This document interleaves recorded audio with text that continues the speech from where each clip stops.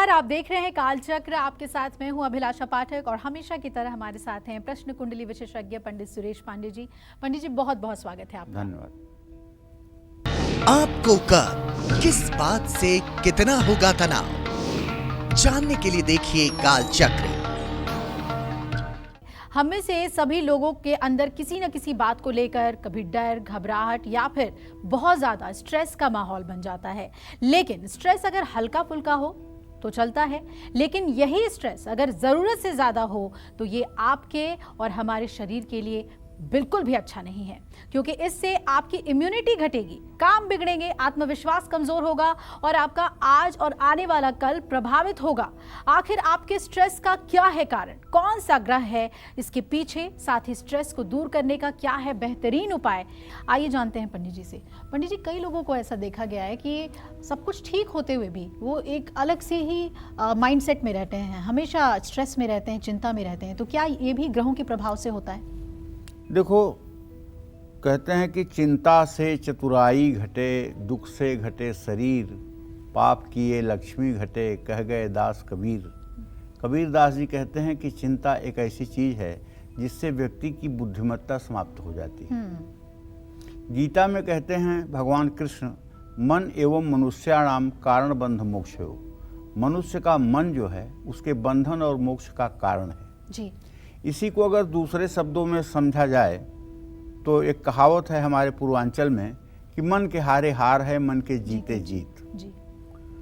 तो ये मन क्या है, मन कैसे जीतता है, कैसे हारता है? जब मन विषेंद्रियों के वशीभूत हो जाता है, अर्थात मन आँख, नाक, कान, मुंह, त्वचा के वशीभूत हो जाता है तो ये हार जाता है। और जब ये इन इंद्रियों को अपने बस में रखता है तब ये जीत जाता है। अगर इंद्रियों पर मन का आधिपत्य है तो मन जीता हुआ है, और इंद्रियों के वशीभूत अगर मन है तो मन हारा हुआ है। सीधी सी एक लाइन की बात है जी। ब्रह्मा जी ने चंद्रमा को बीज, औषधि, जल और ब्राह्मणों का राजा बनाया। चंद्रमा के घटने बढ़ने को व्यक्ति के मस्तिष्क के साथ संबंध देखा गया है। चंद्रमा की 16 कलाएं होती हैं। चंद्रमा की 16 जो तिथियां हैं, परिवार से लेकर पूर्णिमा तक और एक अमावस्या, ये 16 तिथियां चंद्रमा की 16 कला कही जाती हैं। तो शुक्ल पक्ष में मनुष्य का मस्तिष्क जागरूक होता है। इन दिनों व्यक्ति को अच्छी नींद आती है। चंद्रमा का अपनी तिथियों के अनुसार संपूर्ण प्रकृति पर गहरा प्रभाव पड़ता है। चंद्रमा मन का अधिष्ठाता है। मन की कल्पना शक्ति चंद्रमा की स्थिति पर निर्भर करती है। चंद्रमा सुख स्थान और माता का भी कारक है। शारीरिक स्थिति में ये जल ग्रह होने के कारण निमोनिया या कफ जनित रोग, सर्दी जुकाम का सूचक भी है। कुंडली में जिन लोगों का चंद्रमा निर्बल अर्थात कमजोर होता है, उनको बहुत जल्दी सर्दी जुकाम होती है। रक्त प्रवाह और हृदय ये चंद्रमा के अधिकृत क्षेत्र हैं। चंद्रमा द्विस्वभाव राशि में जब रहता है तो ये कभी पापक ग्रहों जैसा फल देता है और कभी शुभग्रह जैसा फल देता है। ये द्विस्वभाव राशियां हैं मिथुन, कन्या, धनु और मीन।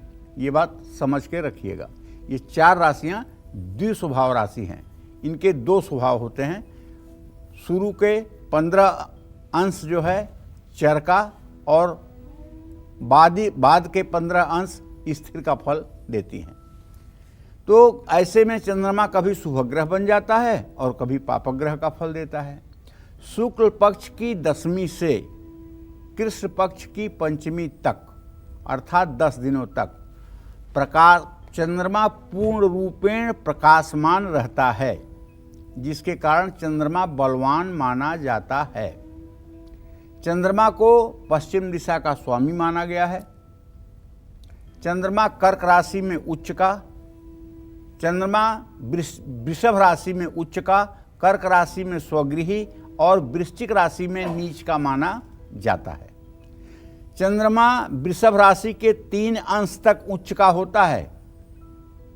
भगवान श्री कृष्ण का जन्म ऐसे ही योग में हुआ था और भगवान राम का जन्म कर्क के चंद्रमा में हुआ था।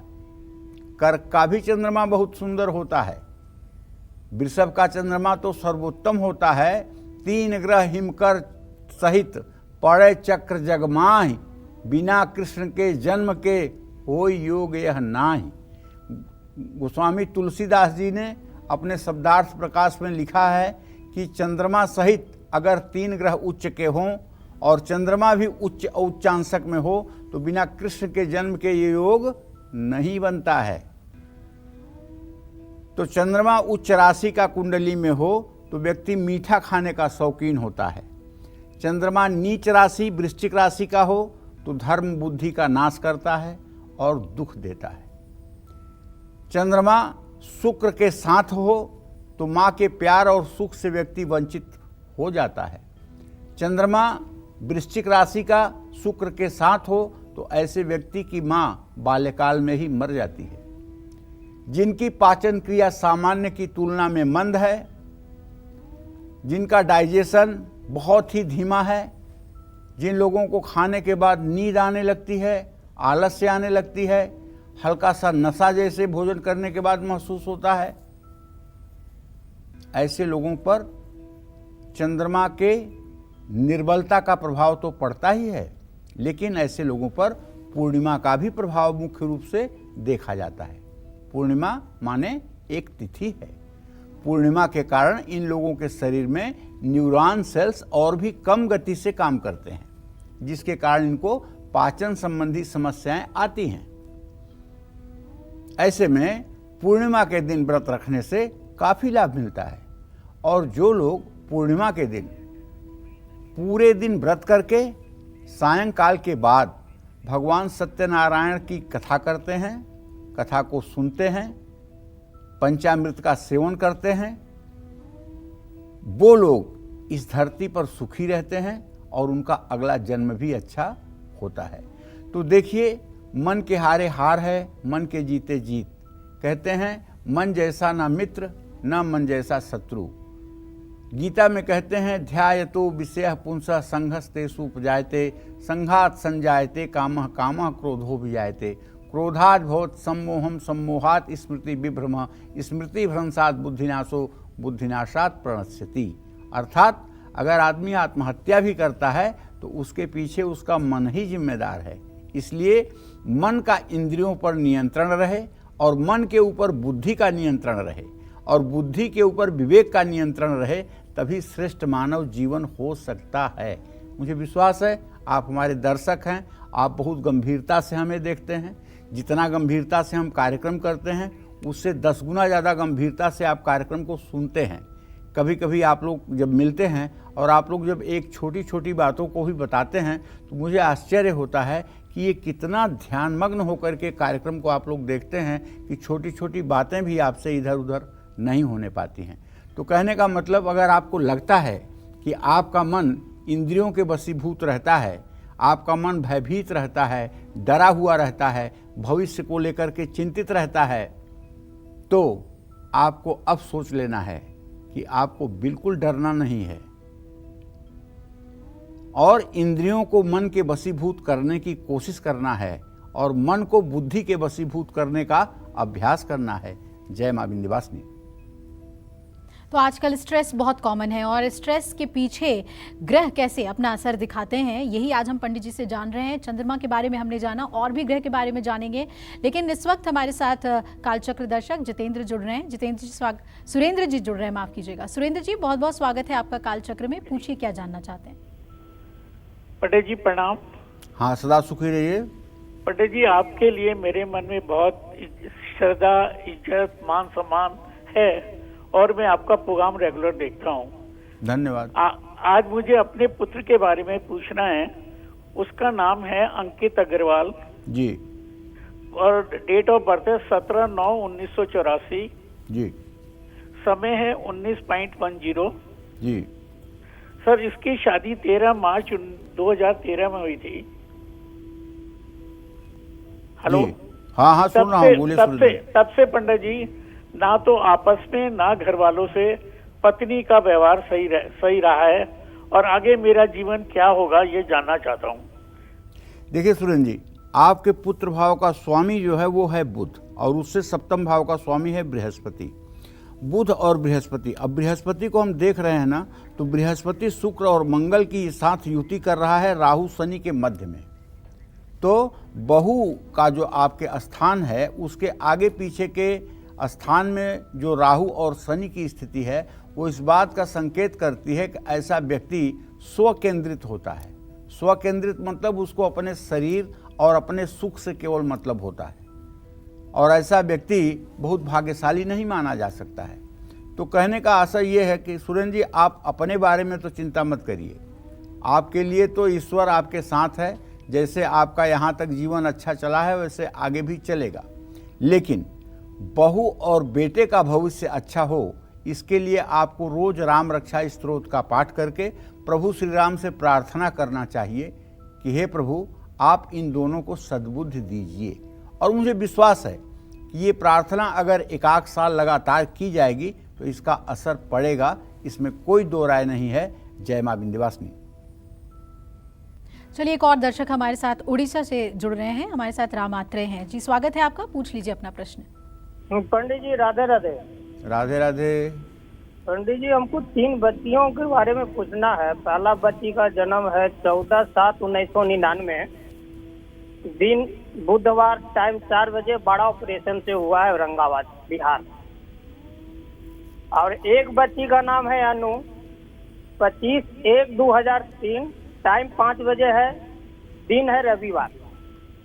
और तीसरा बच्ची का है 22/6/2005, टाइम 3 बजे, दिन बुधवार। इनका पढ़ाई के बारे में जानकारी लेना है और वैवाहिक जीवन कैसा होगा इसके बारे में जानकारी लेना है। चलिए, मैं सबसे पहले आपको आपके बड़े संतान के बारे में बताना चाहता हूं।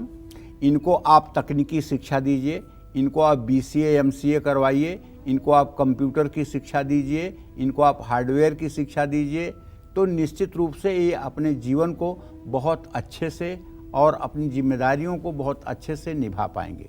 जहाँ तक आपके दूसरी संतान पुत्री का प्रश्न है, तो मंगल गुरु शुक्र के साथ है। इसकी सेहत बहुत अच्छी नहीं रहती है, पढ़ने में अच्छी है, इसमें कोई दो राय नहीं है, लेकिन सरकारी नौकरी अगर इसके लिए चाहिए तो आप इसे मेडिकल फील्ड से या फिर नर्सिंग के फील्ड से जुड़ा हुआ शिक्षा दिलवाइए, तब इसका आजीविका का भाव अच्छा होगा। विवाह की जहाँ तक बात है तो ये लड़की स्वतः से वर पसंद करके अपना विवाह करेगी, ऐसा योग बनता है। तीसरी लड़की के बारे में जो आपका प्रश्न है तो उसके बारे में आपको बताना चाहूँगा कि बुधादित्य योग है, पढ़ने लिखने में बहुत अच्छी है, वैवाहिक जीवन भी अच्छा रहेगा। टीचर या बैंकिंग के क्षेत्र में नौकरी करने का भी योग बना हुआ है। बहुत ही धीर गंभीर है, सच बोलती है और किसी चीज़ की डिमांडिंग नहीं है। तो ये लड़की आपकी निसंदेह बहुत ही भाग्यशाली है। जय मां विंध्यवासिनी। तो स्ट्रेस आखिर क्यों होता है, किन ग्रहों के प्रभाव से होता है, आज पंडित जी हमें ये बता रहे हैं। चंद्रमा का आपकी मानसिक स्थिति पर बहुत गहरा नाता है, ये पंडित जी ने हमें बताया। और आइए अब बात करते हैं कि चंद्रमा के साथ उन ग्रहों की भी बात जो मानसिक तौर पर आपको परेशान कर सकते हैं। तो पंडित जी, और भी ग्रह हैं क्या जो स्ट्रेस देते हैं? दधि शंखम तुषाराभम क्षीरोदार्णव संभवम नमामि शशिनम सोमम शंभो मुकुट धारणम। भाई, चंद्रमा जो है इस संसार का बीज है। जिस तरह से सूर्य के अनुपस्थिति में जीवन की कल्पना नहीं की जा सकती है, उसी तरह से चंद्रमा के बिना भी सृष्टि की कल्पना नहीं हो सकती है। अगर आपकी जन्म कुंडली में चंद्रमा और राहु की युति है, अर्थात एक ही राशि में चंद्रमा और राहु दोनों विद्यमान हैं, तो ऐसा व्यक्ति भौतिक सुख सुविधाओं के पीछे भागता है। लेकिन ये डिग्री का अंतर दोनों में 15 से ज़्यादा होना चाहिए। मतलब चंद्रमा अगर 5 डिग्री पर है तो राहु को 20 डिग्री के ऊपर होना चाहिए। और ऐसा व्यक्ति हर समय तनाव में रहता है। तनाव का कारण, ऐसा व्यक्ति कोई डिसीजन लेने में हर समय दुविधा में फंस जाता है। कुंडली में राहु और चंद्रमा एक साथ हो तो व्यक्ति का मन जो होता है एक अबोध बच्चे जैसा होता है, चंचल। ऐसा व्यक्ति किसी भी बात के लिए धैर्यवान नहीं रहता है, बल्कि अधीर हो उठता है और शांत नहीं बैठ पाता है। और ऐसे लोग अगर आलसी हो जाएं या उनका काम में मन ना लगे तो ऐसे लोग बहुत जल्दी डिप्रेशन, एंजाइटी के भी शिकार होते हैं। जिनकी कुंडली में राहु और चंद्रमा की युति हो, उनको हमेशा कुछ न कुछ करते रहना चाहिए। और ऐसे लोग जितना खाली बैठेंगे उतना ही तनाव बढ़ेगा।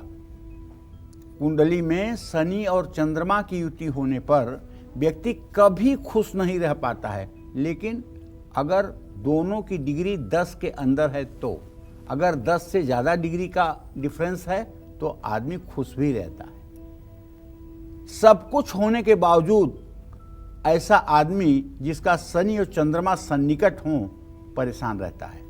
रात में सपने बुरे आते हैं, भूत प्रेत के सपने आते हैं, पुराने घर के सपने आते हैं, कुल खानदान के मरे हुए लोगों के सपने आते हैं, खाना बनता हुआ दिखाई देता है, स्वप्न में विवाह होता हुआ दिखाई देता है। और उसका परिणाम होता है कि घर के प्रत्येक लोगों का स्वास्थ्य खराब रहता है, रात में ठीक से नींद नहीं आती। कुंडली में चंद्रमा, बुध और गुरु अगर ये ग्रह कमजोर हैं तो आदमी बहुत आसानी से डिप्रेशन का शिकार हो जाता है। डिप्रेशन क्या है? मन की अवसाद की स्थिति, नकारात्मक सोच का हावी हो जाना, यही डिप्रेशन है। कुंडली में चंद्र बुध की युति हो, चंद्र बुध आपस में नैसर्गिक शत्रु हैं, ध्यान रखिएगा, और इन पर शनि, राहु या केतु का प्रभाव भी हो तो ऐसा आदमी बहुत जल्दी तनाव में चला जाता है। ऐसे व्यक्ति को एक एक शब्द जो है बेचैन करने के लिए काफी होते हैं।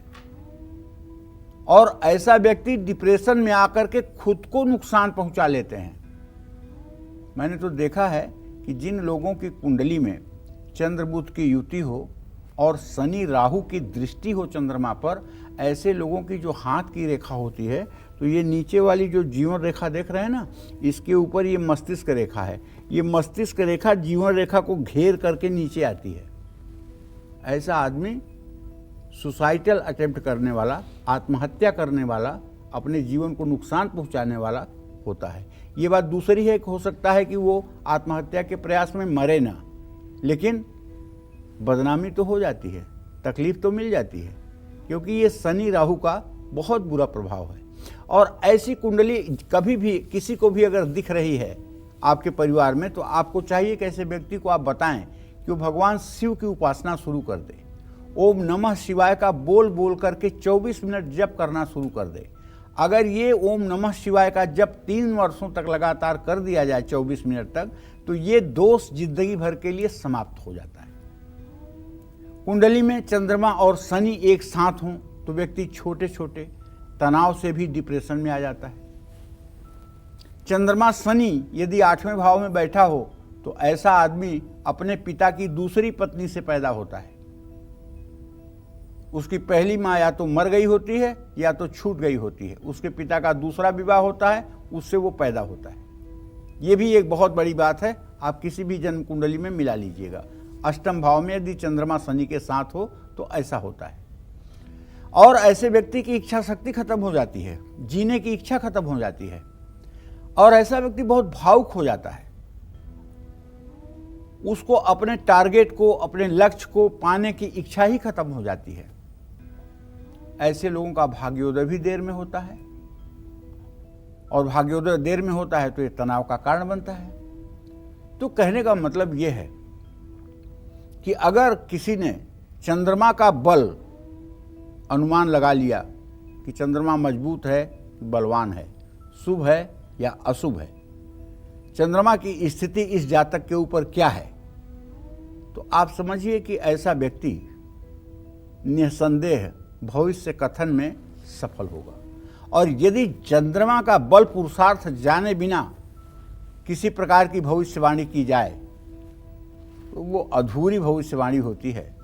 वो न तो यश को देने वाली होती है और न संसार का कल्याण कर सकती है। जय मां विंध्यवासिनी। आज पंडित सुरेश पांडे जी हम सभी को स्ट्रेस का ज्योतिषीय कारण और उसे दूर करने के ज्योतिषीय उपाय भी बता रहे हैं। आइए अपनी चर्चा को हम आगे बढ़ाते हैं और अब बात करते हैं उस ग्रह की जो चंद्रमा के साथ मिलकर आपको एक अलग तरह का स्ट्रेस दे देता है। तो पंडित जी, कौन से वो ग्रह हैं जो अलग तरीके के स्ट्रेस देते हैं, बीमारी देते हैं?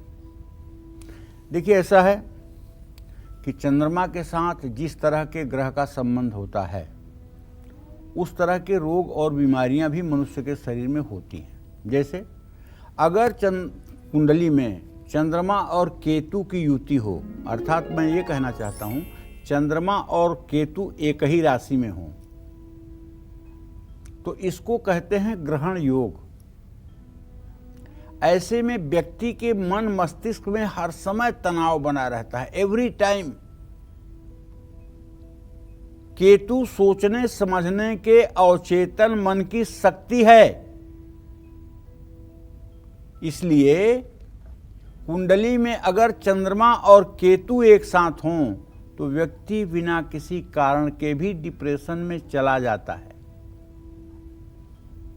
ऐसे लोग अचानक फैसला लेते हैं और इससे तनाव में आ जाते हैं क्योंकि इनके फैसले सही नहीं होते हैं।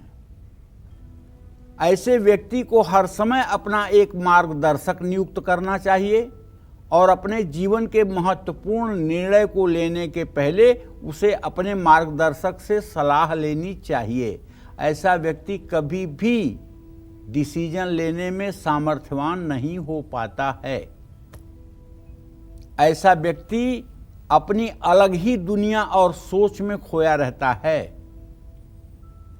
जब कुंडली में चंद्रमा पर मंगल ग्रह का प्रभाव हो तो व्यक्ति में सहन शक्ति की कमी होती है और ऐसा व्यक्ति विपरीत परिस्थिति आने पर बहुत जल्दी तनाव में आ जाता है।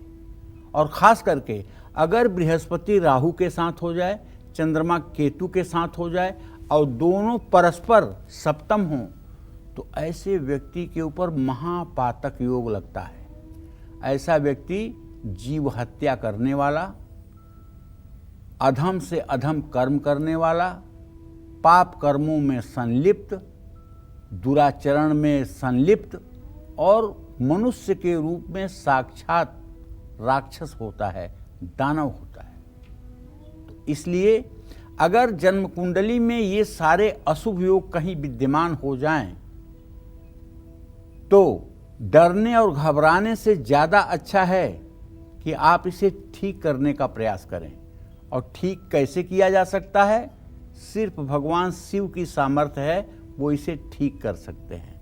जैसे नित्य अगर आप शिवलिंग का स्पर्श करना शुरू कर दें, जल दूध बेलपत्र चढ़ाना शुरू कर दें, शिवलिंग का स्पर्श करना शुरू कर दें, शिवलिंग के पास घी का दिया जलाना शुरू कर दें और ओम नमः शिवाय का मंत्रोच्चार करना शुरू कर दें तो थोड़े दिनों के अंदर ही ये ग्रहण दोष समाप्त हो जाएगा।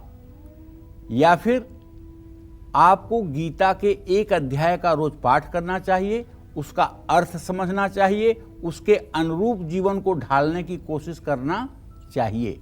क्योंकि वेदव्यास ने लिखा है, गीता अध्ययनशीलस्य प्राणायाम परस्य च नैवं सन्ति हि पापानि पूर्वजन्म कृतानि च।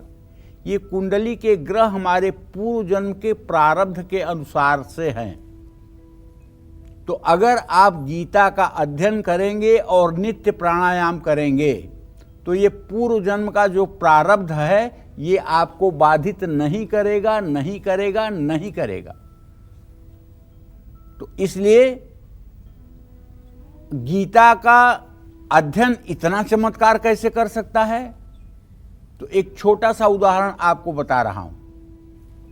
जैसे गीता के 16वें अध्याय में 3 श्लोक में भगवान ने दैवी संपदा के मनुष्यों का वर्णन किया है। भगवान ने अर्जुन से कहा है कि हे अर्जुन, ये सृष्टि 2 प्रकार की है, एक दैवी एक आसुरी, एक देवताओं की सृष्टि है, एक राक्षसों की सृष्टि है। तो पहले मैं तुम्हें बताता हूं कि दैवी संपदा के लोग कैसे होते हैं, उनके कौन से गुण होते हैं। इसे गीता के 16वें अध्याय के 3 श्लोकों में बताया गया है और 24 लक्षण बताए गए हैं, जिसमें पहला लक्षण है अभयम। अभयम सत्व संशुद्धि ज्ञान योग व्यवस्थिति दान दमश्च यज्ञश्च स्वाध्याय तप आर्जवम अहिंसा सत्यमः क्रोधो तथा शांतिराजरो मेव च दया भूते स्वलोलुप्तम हीर मार्दव चरापलम तेज क्षमा धृति शौचो द्रोहो नातिमानिता भवेद संपदम दैवी अभिचातस्य भारतः। तो पहला लक्षण दैवी संपदा के मनुष्य का होता है कि वो डरता नहीं है, अर्थात अभयम, वो बिल्कुल नहीं डरता है। 1000 साल बाद मरना है, अभी मृत्यु आ जाए, विश्व का सबसे बड़ा सुखी होना है या विश्व का सबसे बड़ा दुखियारा बना दिया जाए, अभी बना दिया जाए, कोई फर्क नहीं पड़ता है। विश्व में सबसे ज्यादा सम्मान मिलने का योग बन जाए या सबसे ज्यादा अपमानित हो जाए, कोई फर्क नहीं पड़ता है, कोई डरने की बात नहीं है। जब भय समाप्त हो जाएगा शरीर से, तो सचमुच में जीने का वहीं से मतलब शुरू हो जाएगा। और जब तक बदनामी का भय, मरने का भय, गरीब होने का भय, असफल होने का भय, ये सब भय, अपमान का भय आपके मन में किसी कोने में बैठा रहेगा, तब तक आप जीवन के आनंद को नहीं प्राप्त कर सकते हैं और न जीवन के लक्ष्य को प्राप्त कर सकते हैं। इसलिए सबसे पहले हमें अपने मन मस्तिष्क से भय नाम की चीज को निकालना है। अब गीता पर व्याख्या करने लगूंगा तो ज्योतिष का कार्यक्रम बहुत लंबा हो जाएगा, समय की व्यस्तता है, दूसरे दिन आगे बताऊंगा। लेकिन आप ये समझ लीजिए कि अगर हम गीता का अध्ययन करें और उसके अनुरूप जीवन जीने का प्रयास करें, तो जन्म कुंडली के अशुभ से अशुभ प्रभावों को भी हम दूर करके एक सफल जीवन की तरफ आगे बढ़ सकते हैं। जय मां विंध्यवासिनी। तो तनाव और स्ट्रेस के पीछे चंद्रमा का बहुत बड़ा खेल है, हम ऐसा कह सकते हैं। तो पंडित जी, कुंडली में अगर चंद्रमा ग्रह की अलग अलग स्थितियां हों तो क्या उससे भी बीमारियों का पता लगाया जा सकता है? बिल्कुल, चंद्रमा से बीमारियों का पता लगाया जा सकता है, इसमें कोई संशय नहीं है। कुंडली में चंद्रमा अगर कमजोर है तो स्वास्थ्य संबंधी परेशानी आएगी और इस कारण से व्यक्ति हमेशा तनाव में रहेगा। मानसिक तनाव, बार बार स्वास्थ्य का बिगड़ना, लगातार अस्पताल या डॉक्टर के चक्कर लगाना, चंद्रमा के कमजोर होने का लक्षण है। अगर आप ठीक हैं और आपको कोई टेंशन हुई और आपके पेट में बहुत तेज जलन हो गई, तो समझ लीजिएगा ये पेट का रोग नहीं है, ये मस्तिष्क का रोग है। और मस्तिष्क का रोग नहीं है, मन का रोग है, जो आप तनाव में आते ही आपके शरीर में तेजाब बहुत तेजी से आमाशय में गिर गया और आंत में आमाशय में तेजी से ज़्यादा मात्रा में जब तेजाब पहुंचता है तो जलन उससे महसूस होती है। ये क्यों होता है? ये इसलिए होता है कि जब आप भयभीत होते हैं, डरते हैं या तनाव में आते हैं, तो शरीर की एक प्रक्रिया है जो हो ही जाता है। ऐसे में पेट का इलाज नहीं, मन का इलाज करना चाहिए। और अगर आपको लगता है कि ये दशा आपके लिए बहुत हानिकारक है, तो मेरा एक कहना मानिए, जब भी आपको जलन महसूस हो, बाईं नाक बाएं हाथ की तर्जनी से बंद करिए, बाईं नाक, और दाहिनी नाक से सांस लेना शुरू करिए। घड़ी के टाइम से 5 से 7 मिनट तक दाहिनी नाक से सांस लेते रहिए, छोड़ते रहिए, लेते रहिए, छोड़ते रहिए। 5-7 मिनट के अंदर आपकी जलन भी बंद हो जाएगी और आपके मन का डर भी समाप्त हो जाएगा। क्योंकि चंद्र स्वर को जब आप बाधित करेंगे तो सूर्य स्वर चलेगा, सूर्य स्वर चलेगा तो अपने आप तनाव दूर होगा। चंद्रमा अगर कमजोर है, वृश्चिक राशि में है पापग्रहों के साथ है, पापग्रहों के मध्य है, पापग्रहों की दृष्टि में है, तो ऐसे लोगों को दिल की बीमारी होती है। मिर्गी, जिसको अपस्मार भी कहते हैं, फिट्स भी कहते हैं, या फेफड़े से जुड़ा हुआ कोई रोग, या टेंशन, डिप्रेशन, या सर्दी जुकाम, या याददाश्त का कमजोर होना, या मन में डर होना, बेचैनी का रोग, ये सब चंद्रमा से होते हैं। कुंडली में 8वें भाव का चंद्रमा स्वास्थ्य संबंधी तनाव देता है। कुंडली में चंद्रमा अकेला हो और उसके साथ कोई अन्य ग्रह ना हो तो भी चंद्रमा स्वास्थ्य संबंधी परेशानियां देकर तनाव बढ़ाता है। चंद्रमा के आगे पीछे कोई ग्रह ना हो और चंद्रमा से चौथे, 7वें, 10वें कोई ग्रह ना हो तो केमद्रुम नाम का एक ज्योतिषमय योग होता है। इस योग में जन्म लेने वाला चक्रवर्ती सम्राट का बेटा भी भीख मांग के मरता है। लेकिन इस केमद्रुम योग के बहुत से केमद्रुम भंग योग भी होते हैं। इसलिए केवल चंद्रमा के आगे पीछे ग्रह न होने से या चंद्रमा से केंद्रस्थ ग्रह न होने से किसी को ये ना आप बता दें कि आपका केमद्रुम योग है और ये बहुत बुरा है। आप देखें केमद्रुम भंग योग तो नहीं बन रहा है। अगर केमद्रुम भंग योग बन रहा है तो ये अपना बुरा प्रभाव नहीं डालेगा। चंद्रमा के कारण आपको स्वास्थ्य संबंधी समस्याएं अगर आ रही हैं और इसके कारण तनाव भी हो रहा है तो हर रोज 15 मिनट तक आपको चंद्रमा का ध्यान करना चाहिए। इससे पित्त दोष भी कम होता है और शरीर में पित्त भी नियंत्रित होता है। अपने घर की छत पर चटाई डालकर रात में थोड़ी देर तक आराम करना चाहिए और चंद्रमा को देखना चाहिए। हर रोज 15 से 20 मिनट तक चंद्रमा का ध्यान करना चाहिए। प्रतिरक्षा प्रणाली में सुधार हो जाएगा, रक्तचाप नियंत्रित हो जाएगा और जिन लोगों का हीमोग्लोबिन 10 से नीचे है उन्हें तो निश्चित रूप से उनका चंद्रमा कमजोर है। ऐसे में ऐसे लोगों को चाहिए, जिनका चंद्रमा कमजोर है, ऐसे लोगों को चाहिए कि वो नारियल का पानी जरूर पिएं। नारियल के पानी से भी चंद्रमा का प्रभाव मजबूत होता है और चंद्रमा के प्रभाव को मजबूत करने के लिए ऐसे लोगों को चाहिए कि चंद्रमा को पूर्णिमा की रात में अर्घ भी दें। रक्त में अगर कोलेस्ट्रॉल की मात्रा कम आप करना चाहते हैं तो उससे भी चंद्रमा की उपासना से मदद मिलती है, इसमें कोई संशय नहीं है। और एक बात जान लीजिए, अगर चंद्रमा ठीक हो गया तो जिंदगी की आधी परेशानी तो अपने आप ठीक हो जाती है। और चंद्रमा को ठीक करने का जो सबसे बड़ा उपाय है वो ये है कि मन आपका ये इंद्रियों के अधीन न हो, मन आपका बुद्धि के अधीन हो और बुद्धि आपकी विवेक के अधीन हो। ऐसा प्रयास करना चाहिए। मन का कारक चंद्रमा है। मन को ठीक कर लिया, माँ को ठीक कर लिया, माँ की सेवा कर लिए, माँ का आशीर्वाद ले लिया तो चंद्रमा अपने आप ठीक हो जाएगा। जय माँ विंध्यवासिनी।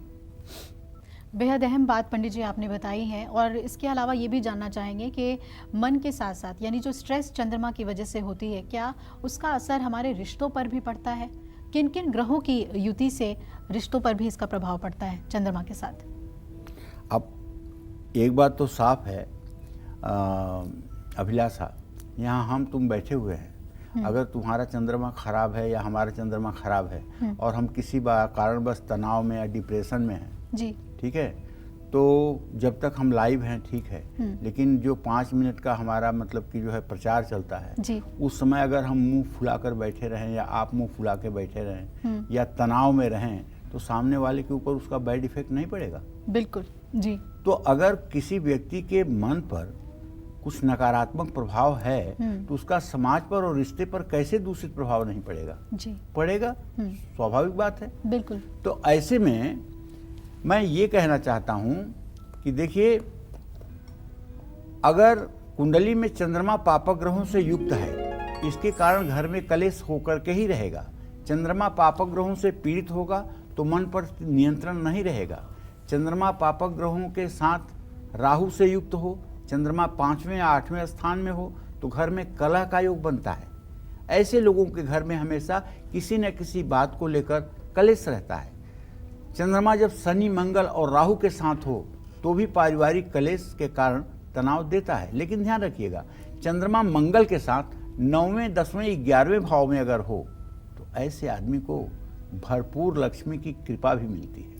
ऐसा नहीं है कि बुरा ही बुरा होता है, लेकिन हाँ, चंद्रमा का शनि के साथ होना, राहु के साथ होना, केतु के साथ होना किसी भी स्थिति में अच्छा नहीं माना जाता है। चंद्रमा कुंडली में कमजोर हो या अशुभ स्थिति में हो तो व्यक्ति को अपनी माँ से रिश्ते ठीक नहीं रहते हैं। चंद्रमा अगर कुंडली में अकेला बैठा है, उस पर किसी ग्रह की दृष्टि नहीं है, तो ऐसा व्यक्ति शांत स्वभाव का होगा।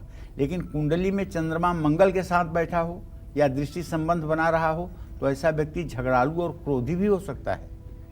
कुंडली में सूर्य चंद्रमा की युति हो तो वैवाहिक जीवन में कलेश रहता है, इसको अधम योग कहते हैं। ऐसा आदमी अगर 1 रुपए की मेहनत करता है तो 75 पैसे से ज़्यादा नहीं पाता है, इसको अधम योग कहते हैं। चंद्रमा सूर्य अगर एक राशि में हो तो ये अधम योग होता है। ये तब होता है जिसका जन्म अमावस्या के दिन होता है। अमावस्या के दिन जिसका जन्म होता है, चाहे दिवाली की ही अमावस्या को जन्म हो, ये भी अच्छा नहीं माना जाता है। ऐसा व्यक्ति जितना पसीना बहाता है उसका 75% ही अपना फल प्राप्त कर पाता है। ऐसे व्यक्ति को कभी 100% फल नहीं मिलता है। तो चलिए, कुंडली में पहले भाव में सूर्य और चंद्रमा हो तो व्यक्ति को माता पिता से दुख मिलता है। ये भी बात जानने के योग्य है। जय मां विंध्यवासिनी। और कुंडली में चंद्रमा की किन ग्रहों से युति होने पर आपके कामकाज पर भी बुरा असर डालता है, ये हम पंडित जी से जानते हैं। पंडित जी, रिश्तों के बारे में आपने बताया, कामकाज पे कैसे प्रभाव पड़ता है? देखिए, चंद्रमा को बीज माना गया है और समुद्र से चंद्रमा निकले हैं और समुद्र से लक्ष्मी जी। अगर इस रिश्तेदारी को देखा जाए तो एक तरह से ये भाई बहन की रिश्तेदारी बनती है। चंद्रमा के बिना अच्छी स्थिति के कभी व्यक्ति धनवान नहीं होता और चंद्रमा की निर्बल स्थिति होने पर कभी व्यक्ति सफलता प्राप्त नहीं कर पाता। चंद्रमा कुंडली में अगर अग्नि तत्व की राशि में है, जैसे मेष राशि में है, सिंह राशि में है, वृश्चिक राशि में है, अग्नि तत्व की राशि में है, तो कारोबार और नौकरी में तनाव की स्थिति रहती है। देखो, ये हाथ में जो ये स्थान है हमारा, हथेली के यहाँ नीचे बाएं तरफ देख रहे हैं ना, ये चंद्र पर्वत है। हाथ में चंद्र पर्वत पर अगर टूटी हुई रेखाएं हैं, कटी हुई रेखाएं हैं, तो भी कामकाज के कारण जीवन में तनाव बढ़ेगा। कुंडली में चंद्रमा अगर शत्रु के घर में बैठा हो तो कामकाज में नुकसान होगा। और यहां अगर एक अर्धचंद्र की रेखा बन करके ऊपर गई हो तो ये विदेश यात्रा की रेखा बन जाती है, समुद्र पार जाने का योग बन जाता है। और अगर ये थोड़ा सा उठा हुआ भाग है तो मन का मजबूत आदमी होगा, लेकिन अगर ये दबा हुआ पिलपिला और पिचपिचा है तो आदमी मन का बहुत निर्बल होगा। हाथ जब मिलाते हैं तो एक हाथ से दूसरे हाथ को पकड़ते हैं तो उससे सामने वाले के व्यक्तित्व का पता चल जाता है। हाथ के हथेली की संरचना जो है ये मनुष्य के जीवन के बारे में बहुत कुछ कहती है। तो जन्म कुंडली में चंद्रमा अगर 5वें भाव में हो तो नौकरी पेशा लोगों के लिए शुभ होता है, लेकिन चंद्रमा की ये स्थिति कारोबारियों को तनाव देती है। कुंडली में चंद्रमा सूर्य, चंद्रमा राहु या चंद्रमा केतु का ग्रहण योग हो तो सरकारी नौकरी ना मिलने से भी तनाव होता है। कुंडली में चंद्रमा अगर अशुभ है तो व्यक्ति को नौकरी और बहुत संघर्ष के बाद मिलती है और इसके कारण भी तनाव बढ़ता है। जय मां विंध्यवासिनी। और आज हम बहुत ही दिलचस्प चर्चा कर रहे हैं और बहुत महत्वपूर्ण है ये, क्योंकि हम सभी को स्ट्रेस होता है और ये चिंता क्यों होती है, तो इसका नाता जो है वो हमारी कुंडली से जुड़ा हुआ है। चंद्रमा अगर अच्छा है तो आप कम स्ट्रेस में रहेंगे, चंद्रमा अगर खराब है, किसी पाप ग्रह का उस पर असर है तो दिक्कत आएगी, स्ट्रेस होगा। तो चंद्रमा के कारण आपके जीवन में तनाव की स्थिति है, तो अब इसके लिए उपाय क्या करें? पंडित जी ये बताइए। तमाम स्थिति तो आपने बता दी कि कितना तनाव होता है, क्या वजह है, लेकिन वो उपाय जो हमें इससे उबार ले, स्ट्रेस से हम बाहर आ जाएं। देखो, अगर मनुष्य का शरीर मिला है तो दुख सुख दोनों एक सिक्के के दो पहलू हैं और ये जीवन में होना है जी। ऐसा कभी नहीं हो सकता है कि केवल दुख आए और सुख न आए और सुख आए और दुख न आए। जैसे सृष्टि को चलने के लिए दिन और रात की आवश्यकता है, अंधेरे और उजाले की आवश्यकता है, उसी तरह से जीवन को संतुलित बनाए रखने के लिए दुख सुख का सामंजस्य जरूरी है। लेकिन हम उस दुख से विचलित न हो जाएं, हम उस दुख से चलायमान न हो जाएं, इसका हमें प्रयास करना चाहिए। और इसका सबसे बड़ा प्रयास ये है कि हमें अपने मन मस्तिष्क को संतुलित रखने का प्रयास करना चाहिए। चंद्रमा के कारण जीवन में तनाव आता है, ये तो बड़ी सच बात है, क्योंकि चंद्रमा मन का प्रतिनिधित्व करता है और मन की जैसे स्थिति होती है आरोह और अवरोह की, वैसे मनुष्य का जीवन हो जाता है। लेकिन इसका समाधान जान लीजिए। पहली बात तो ये कि हर रोज स्नान करके सूर्य को जल अर्पित करिए, क्योंकि मन के साथ आत्मा भी बहुत बड़ी चीज है और सूर्य आत्मा का कारक ग्रह है। सूर्य की उदय होते हुए किरणों का प्रभाव अगर आपके ऊपर पड़ेगा तो आपका आत्मबल मजबूत होगा। सूर्य को जल अर्पित करिए, गायत्री मंत्र का उच्चारण करिए और हो सके तो रोज नहीं तो हर सोमवार को भगवान शिव की पूजा अवश्य करिए। हर महीने की एकादशी को व्रत करें। लेकिन सुहागिन महिलाओं को बताना चाहूँगा कि आप एकादशी का व्रत तभी कर सकती हैं जब आपके पति एकादशी का व्रत करने का अधिकार दें, वरना एकादशी का व्रत आपके लिए हानिकारक होगा। नशीली चीजों से परहेज करें। चंद्रमा और शनि की द्वितीय भाव में स्थिति या दृष्टि व्यक्ति को अल्कोहलिक बना देता है। ऐसे व्यक्ति को चाहिए कि चांदी के गिलास में पानी पिए। चंद्रमा अगर कमजोर भी है और गलत भाव में भी बैठा है तो चांदी में बनी हुई मोती की अंगूठी आपको पहन लेना चाहिए। डिप्रेशन से परेशान हैं तो सोमवार का व्रत जरूर रखना चाहिए। इससे तनाव अगर आपके शरीर में रहता है, ज़्यादा सोचते हैं, डर है या मन में वहम के शिकार हैं, काले जादू का आपको भ्रम है, भूत प्रेत की आपको शंका है, किसी के किए कराए की यदि आपके ऊपर शंका है, तो शंका में जिंदगी मत बर्बाद करो।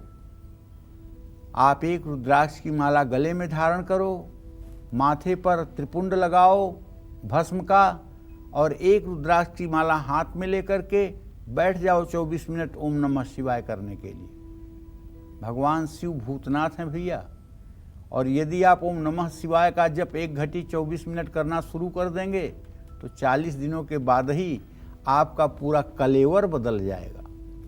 आपके सोचने समझने की शक्ति बदल जाएगी, आपका आभा मंडल बदल जाएगा। जो लोग आपको फूटी आंख नहीं देखना चाहते थे वो आपका स्वागत करने के लिए विवश हो जाएंगे।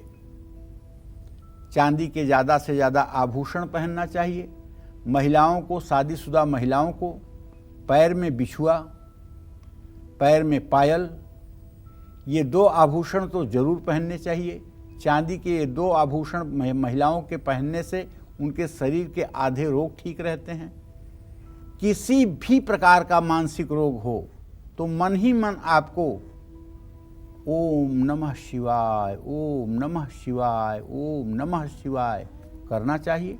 और यदि आपको नाड़ी शोधन प्राणायाम आता है और प्राणायाम के मंत्र यदि आपको आते हैं, जैसे ओम भुवः ओम स्वः ओम मः ओम जनः ओम तपः ओम सत्यम ओम तत्सवितुर्वरेण्यं भर्गो देवस्य धीमहि धियो यो नः प्रचोदयात् ओम आपो ज्योतिरसो अमृतम ब्रह्म भूर्भुवः स्वरोम, इस मंत्र का भी 9 बार उच्चारण होना चाहिए और प्राणायाम होना चाहिए। 15 सेकंड श्वास को खींचे, 60 सेकंड तक श्वास को रोकें और 30 सेकंड तक श्वास को छोड़ें। 10 मिनट तक ओम शब्द का उच्चारण करें। इसको उद्गीत प्राणायाम कहते हैं। घर में पीने का पानी साफ रखना चाहिए और इसका साफ स्थान में ही रखरखाव होना चाहिए। रात में अपने सिरहाने गिलास में या लोटे में पानी रख करके उसे ढक करके तब आपको सोना चाहिए। और हर रोज व्यायाम करना चाहिए संतुलित आहार लेना चाहिए। चंद्रमा कमजोर है तो रात में दूध नहीं पीना चाहिए। पानी की बर्बादी नहीं करनी चाहिए। घर के खराब नलों को हर समय ठीक कराना चाहिए। पानी का अपव्यय नहीं करना चाहिए। इन सब उपायों को अगर आप करेंगे तो धीरे धीरे चंद्रमा की स्थिति आपके लिए लाभदायी होगी। जय मां विंध्यवासिनी। तो कुंडली में खराब चंद्रमा को मजबूत करने के लिए आपको कौन से उपाय करने चाहिए, पंडित जी से जानते हैं। जी पंडित जी। देखिए, चंद्रमा अगर कमजोर है तो उसे मजबूत बनाने के लिए क्या उपाय करना चाहिए, इसके बारे में गंभीरता से सुनिए। चंद्रमा अगर कुंडली में कमजोर है तो उसे मजबूत बनाने के लिए, या अगर अशुभ स्थिति में है और नेत्र रोग भी आपको हुआ है, तो ऐसे में चीनी की जगह शक्कर का सेवन करना चाहिए। चंद्रमा के कारण ब्लड प्रेशर, हार्ट या पेट से जुड़ी कोई समस्या है तो चांदी के यंत्र की अपने पूजा स्थान में रख करके पूजा करनी चाहिए। जिन बच्चों का चंद्रमा के कारण पढ़ाई में मन नहीं लगता है, उन्हें गले में चंद्र यंत्र धारण करना चाहिए। बरगद के पेड़ की जड़ में जल चढ़ाना चाहिए और अपने बेटी के पैसों का उपयोग कभी भूल करके भी नहीं करना चाहिए। लालची और स्वार्थी होने से बचना चाहिए। दूसरों के साथ छल और बेईमानी भूल करके भी नहीं करना चाहिए। लोगों का सेवा करना चाहिए और वाणी पर नियंत्रण रखना चाहिए। अपनी माँ को अपने हृदय से ज़्यादा सम्मान देना चाहिए। अभद्र भाषा का प्रयोग भूल करके भी नहीं करना चाहिए। जुआ सट्टा कभी भूल करके भी नहीं खेलना चाहिए। अनैतिक कार्यों से दूरी बनाकर रहना चाहिए। अपनी अलमारी में चांदी का एक चौकोर टुकड़ा जरूर रखना चाहिए और हर समय ओम नमः शिवाय का जप करना चाहिए। गले में रुद्राक्ष की माला पहननी चाहिए। माथे पर भस्म का त्रिपुंड लगाना चाहिए। ये 3 क्रियाएं अगर आपने कर ली तो मुझसे आप इस बात की पूरी जिम्मेदारी के साथ मैं कह सकता हूं कि चंद्रमा का अशुभ प्रभाव आपके जीवन पर कम हो जाएगा और आपका जीवन धीरे धीरे बेहतर हो जाएगा। जय मां विंध्यवासिनी। तो पंडित जी, दिक्कत, परेशानी, संघर्ष ये हर किसी के जीवन में जुड़ा होता है, लेकिन इसका मतलब ये नहीं कि हम बहुत ज़्यादा चिंता करें, स्ट्रेस करें। और जो उपाय आपने बताए हैं कुंडली के मुताबिक, मुझे लगता है हमारे दर्शकों को वो इससे निकलने में मदद करेगा। आपका बहुत बहुत धन्यवाद। तो हम उम्मीद करते हैं आपको हमारा आज का विषय बहुत पसंद आया होगा। कल फिर एक नए विषय और आपकी परेशानियों को दूर करने के लिए ढेरों उपाय लेकर हम आएंगे पंडित सुरेश पांडे जी के साथ। तब तक कालचक्र की पूरी टीम को इजाजत दीजिए, लेकिन देश दुनिया की खबरों के लिए आप देखते रहिए न्यूज़ 24। नमस्कार। नमस्कार, मैं हूं मानक गुप्ता। अगर आपको हमारा ये वीडियो पसंद आया हो तो इसे लाइक और शेयर जरूर करें और हाँ, हमें सब्सक्राइब और फॉलो करना ना भूलें ताकि आप देश और दुनिया की कोई खबर मिस ना करें। तो जुड़े रहिए हमारे साथ और देखते रहिए न्यूज़ 24।